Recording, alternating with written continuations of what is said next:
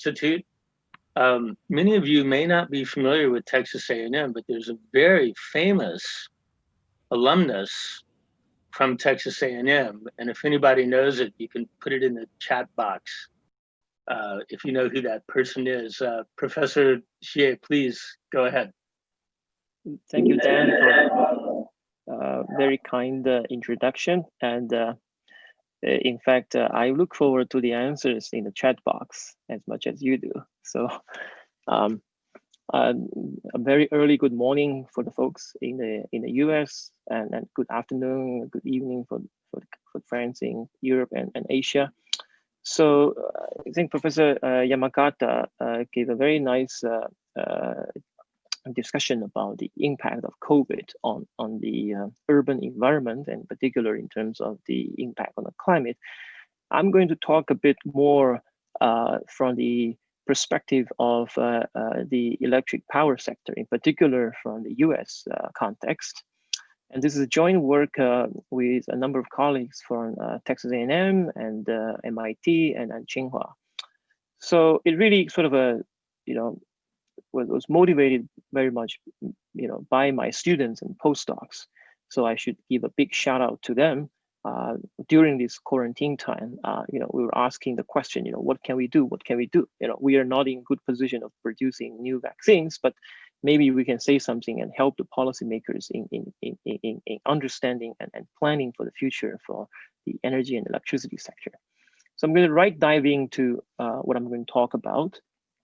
I'll give you a very, very brief timeline of COVID, primarily from the US perspective, and I'll give you some visual impression of some of the impact on the electricity sector. And then I'm going to provide a bit more in-depth dive into some of the quantitative approaches to understanding such impact. As much as this COVID affects our everyday life, it actually provided a great opportunity for conducting some novel data-driven cross-domain analysis. And hopefully this kind of techniques and analysis would still be valid moving forward into the future. And then I'll be talking briefly about some of the predictive models that hopefully that can help policymakers making some more informed decisions moving out of this pandemic. So I don't have to dwell on this. US suffered, big time out of this. I still remember the last time I took the airplane, I was in March, and that was exactly when we had a spring break. I was flying from Washington, DC to Boston, and then that's about it. Everything got shut down after that.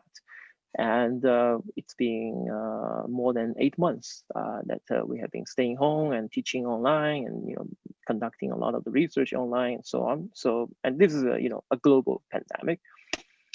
And the first speaker from the Asia Development Bank gave a nice discussion on the impact on the global investment, and in particular how that affects the different parts of the energy sector. So I will not dwell on this, but I just kind of start from this visual impression. This was a IEEE Spectrum news report about our studies. What you see here is the nighttime image published by NASA. So NASA has these orbiting satellites, and they can take pictures at midnight of any particular location in the planet Earth. And this is the beautiful city of New York, and in particular in the Manhattan area. And after we have done some signal processing to take care of to remove the ambient lighting. So what you see here is a brightness just created by the human electric lighting condition. So we firmly believe that electric lighting, it's a visual indicator of the society's vibrancy, the economy's vibrancy. And I was literally shocked when I first saw this.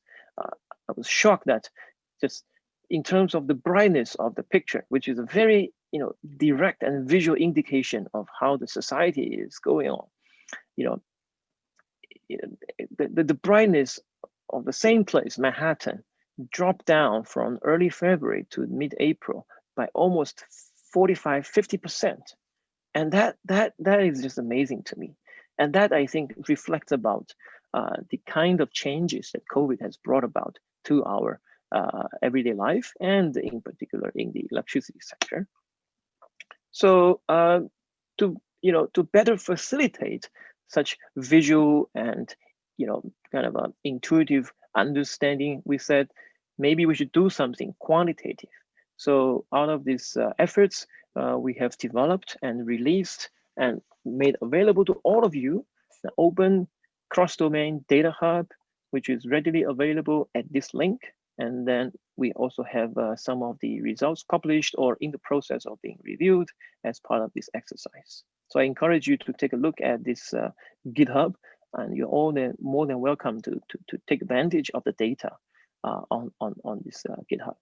So the sign you just saw was in New York City. What about other places? Well, it's actually pretty much true in most of the metropolitan areas. So here we're showing you a list of cities from the East Coast to the West Coast and also in the Midwest. It is just universally true that these average lighting intensities have dropped significantly. Okay, so let's see how we can hopefully be a bit more quantitative and scientific about analyzing its impact. This is the GitHub data hub that we created, and we are continue building on a daily basis. So every day we're adding new data to it. So in addition to the usual suspect, right, when you're trying to analyze such kind of a behavior, you would definitely like to include data from the electricity sector. So in this case, the US, the most, 80% of the US is covered by wholesale level electricity markets. So we actually obtain this market data set for a number of different ISO RTOs. But also we are adding something new.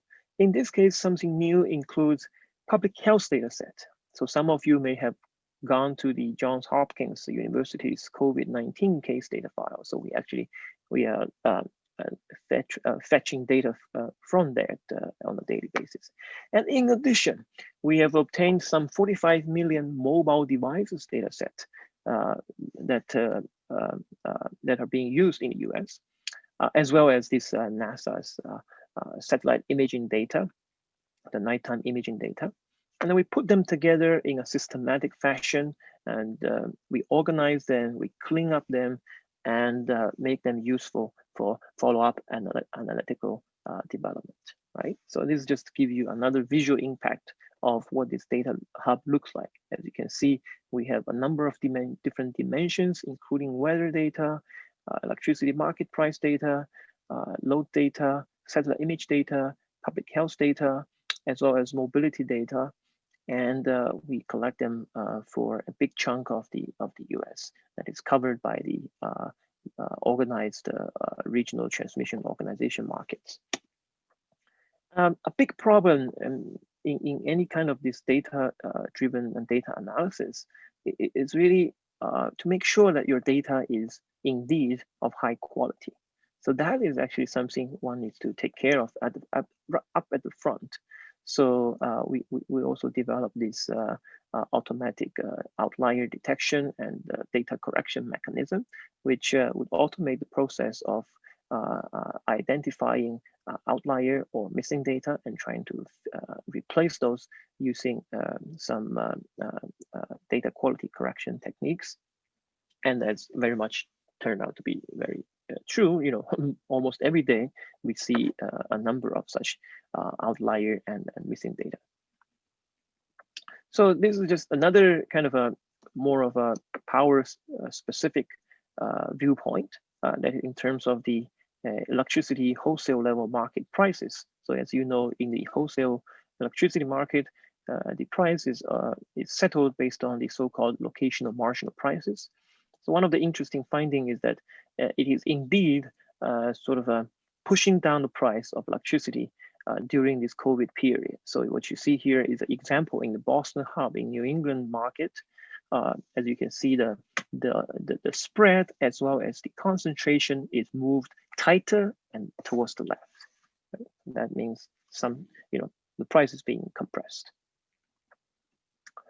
Now, given this kind of a very visual and intuitive viewpoint right off the bat from the data set we collect, we wanted to ask some more in-depth question. how could one understand the impact more rigorously? And then perhaps more importantly, how could one understand what is driving what, in addition to just, showing a bunch of charts, right? So hopefully, by using such cross-domain data, such kind of insights could be obtained. And before we do this, obtain such impact, I want to kind of, make a big point out here. So I think the previous two talks both mentioned about impact of COVID on something, right? Let's say on CO2 emission or on the energy consumption. How do you kind of quantify such impact? Well, the easy way to do that is you just look at what is happening in 2020 and you compare with 2018 or 2019, and then you subtract the difference. That will be the impact. Is that the best way to do it? I'd like to argue that perhaps one should be a bit more careful about making such a statement. Perhaps a more scientific approach to do that would be to look at the data in this year and then create what economists would call counterfactual measurements. So what does counterfactual mean? Counterfactual basically means if it weren't for the COVID this year, what would have been the electricity consumption, let's say in New York City or in Tokyo or whatever places. And then you compare the actual consumption of this period with this counterfactual of this period. That would be a more fair description of the impact of COVID, right? So the question, how do you create these counterfactual benchmark models?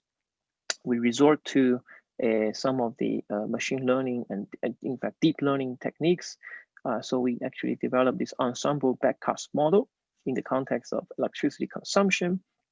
So what we do is we will collect a number of historical data samples, and then we'll try to use the first 2 months. So in the context of the US, the first 2 months of 2020 are still kind of viewed as normal, business as usual, because COVID really hit hard sometime around mid-March, right? So we use the first 2 months as a sort of a way of calibration. So there's a bunch of input, as you can see from the left. And then we go through a deep neural nets to come up with this counterfactual baseline.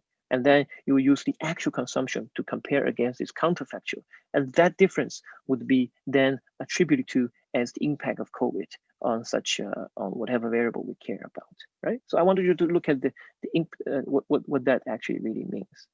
So this is the New York City electricity consumption for 4 different days, early February, March, and then 2 days in April. So I want you to first look at the two curves of the blue curve and orange curve. All right, so the blue curve and orange curve is the exact actual consumption of electricity between 2020 and 2019. You know, if we were kind of just want to go easy with this, then we might have attributed the difference between the blue curve and orange curve as the impact on COVID. But I would like to make a cautionary note that this actually may not be the best idea. Why? Look at the second day, March 2nd. If you look at the blue curve and orange curve, these two curves actually have shown a substantial difference. It is understandable because the same day in 2020 and same day in 2019 may not have the same kind of weather, may not have the same kind of a day of week, may not have the same kind of ambient environmental conditions. So, you have to take, remove a number of such ambient conditions before you can make such a claim that this is indeed caused by COVID. But rather, if you look at this gray curve, the gray curve is indeed this counterfactual baseline created by the in-house backcast models. That actually, the first 2 days, February 3rd, March 2nd, that is before COVID hit, you can see it actually mimics the actual blue curve quite well, which is a good indicator that this baseline is indeed well developed. And then you go to the April time, you can see a substantial difference in April 6th and 27th. And the way we quantify the impact of COVID is really to contrast the blue curve with the gray curve, okay? The blue curve and the gray curve. And that will be the follow-up analysis of the impact caused by COVID, right? So as you can see, the numbers we show here are all because of the comparison between the blue curve and the gray curve. So as you can see, invariably across the entire country, from California to the Midwest to the East Coast, they're all affected by COVID by double-digit percentage, right? Now, that's one thing that's pretty much can be done best just by using electricity data alone. But then could one actually come up with a better way of explaining and hopefully indicating such changes using some other domain data? So we explore that. This is the data obtained from this mobility data set. And this is basically shows that the percentage of people who are completely staying at home all the way from early February to April. So as you can see, Americans are staying at home as much as all the other places um, during this COVID. And social distancing is indeed very much reflected by the color code here, basically talking about the percentage of stay-home populations using the mobility data set. So can we actually say something quantitative? So if you think about it, the conceptual problem is the following. You have a number of data sets, such as mobility, public health, electricity. You want to understand which one is causing the change of electricity consumption. But they are somehow all linearly interdependent of each other, right? So how could you kind of piece out individual data sets' impact? So we turn our we resort to this framework called vector autoregression, which is actually developed by Professor Christopher Sims, who was the 2011 Nobel laureate in economics. So it was primarily used for understanding some of the macroeconomic dynamics. For example, we want to understand GDP growth as a function of the labor and other factors. So mathematically speaking, it is basically a sort of what engineers would call system identification problem, right? You would have a number of variables that is interdependent of each other, and you wanted to understand the cross kind of a coupling matrix A11, A12, A21, and A22. Of course, the details is that how do you take care of the intercept? How do you make sure the error chart is as clean removed as possible? And how do you best come up with this identification coefficients? So without going into too much of the mathematical details, we basically did this analysis and we come up with some interesting discoveries. One is that it shows that the percentage of cases this is a three-dimensional chart, but it's showing on a two-dimensional curve. X-axis is the public health data, naming the daily increasing number, the daily new confirmed COVID cases. The Y-axis is the percentage of people staying at home. And then the size of the bubble size is the percentage of electricity reduction. So as you can see, as we move from mid-March, all the way to end of June, you can see this bubble is getting kind of larger and larger, and then there seems to be a positive correlation between both public health as well as mobility. And more in detail, this notion of mobility actually deserves some more careful look into it. Because when we say social distancing, it's a very fuzzy and broad concept. But social distancing is reflecting itself through a number of different indicators. And these indicators actually are showing some very different timescales. For example, I want you to look at mobility in the retail sector. These are basically how people decide how much they want to go to the grocery stores, how many times they want to go and buy something from the shopping malls. And this is as you can see, there's a gradual decrease in the mobility in the retail sector, all the way from February to starting right around mid-February. Whereas there is another one just on top of it, it's called population of on-site workers. As you can see, the on-site worker was pretty much by and large normal all the way until mid-March. And then when March 15 hits, and you know when March 15 was? It was when the White House declared the national emergency of COVID. There's an abrupt change. There's an abrupt drop in the population of on-site workers, right? So this kind of a very interesting top-down versus bottom-up type of a view of social distancing. While people are voting on their feet to reduce their times of going to the grocery shops, there's also this abrupt change because of some top-down policy decisions. So we basically conduct this VAR analysis. The details are in the models, in the papers. I won't dwell with you on the details, but I want to just show you maybe some of the representative curves. This is showing you different factors, different color codes are different factors. For example, in the case of New York, we realized that the largest indicator of the change of electricity consumption would have come from the mobility in the retail sector, which is kind of understandable, right? New York is a commercial center, lots of shopping malls, the Fifth Avenue and so on.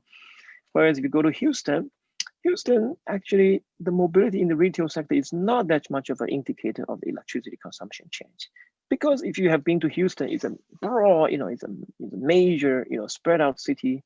But so instead of mobility in the retail sector, really it's the stay-home population that would have indicated the largest change in electricity consumption. Because we live in Texas, we have big houses and we have big air conditioning. So that is actually a big indicator.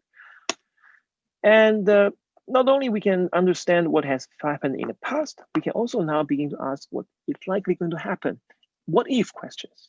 So this is basically, it's some kind of a sensitivity analysis. For instance, the policymaker can now ask, what if there's 1% increase in the daily new confirmed cases? How would that impact the electricity consumption? And so on and so forth. And you can see there will be some delayed and then eventually kind of a steady state response. And such indicator, such sensitivity would be then important for policymakers to weigh in different factors, economy, safety, and so on, right? So we are still in the process of developing such a predictive VAR models, and we're making some progress, and we have some preliminary results. But let me just summarize that I think as bad as the COVID is hitting us, I think it also perhaps motivated some of the best part of human spirit. We are all trying to contribute and trying to move out of this pandemic using the power of data and science. And we have done our share of developing such a cross-domain and open access data hub, and some analysis on what could explain and hopefully can predict the changes in the electricity sector. And there's a lot of ongoing work now, for example, correlating with socio-economic analysis and how to understand longer-term impact on electricity. And you're welcome to go through our data hub to get some of the data and also receive your feedback. Thank you very much. Okay, thank you, Professor Xie. It's another very impressive presentation with respect to the data collection and analysis. This is quite interesting, especially the use of the remote sensing just to look at light intensity. I think is quite interesting by itself.